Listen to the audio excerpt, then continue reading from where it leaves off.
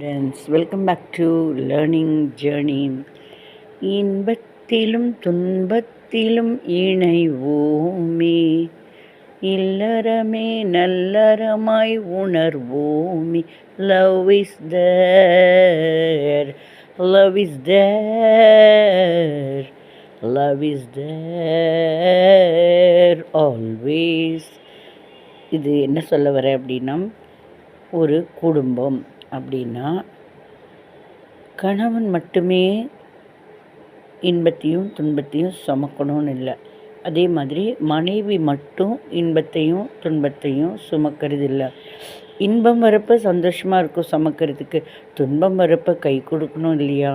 So ரெண்டுமே பகிர்ந்துக்கணும்.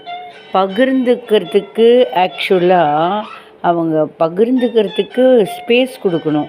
இப்போ புருஷன் தான் தான் பெரியவன், தான் தான் பொறுப்பானவன், தனக்கு தான் மதிப்பு வேணும் அப்படின்னு எல்லா கஷ்டமும் ஏற்றுண்டாலும், இன்பத்தை ஏற்றுனாலும், அந்த இடத்துல ஒய்ஃப் ஒன்றுமே இல்லாத டம்மி பீஸாக ஃபீல் பண்ணுவாங்க. ஆனால் திறமையான ஒய்ஃபாகவும் இருப்பாங்க. அப்படி இருக்கிறப்ப அந்த மாதிரி விடக்கூடாது. ஈக்குவலாக ஏற்றுண்டு இன்பத்தையும் துன்பத்தையும் செயல்படுத்துகிறப்ப வாழ்வு இனிதாகவே அமையும்.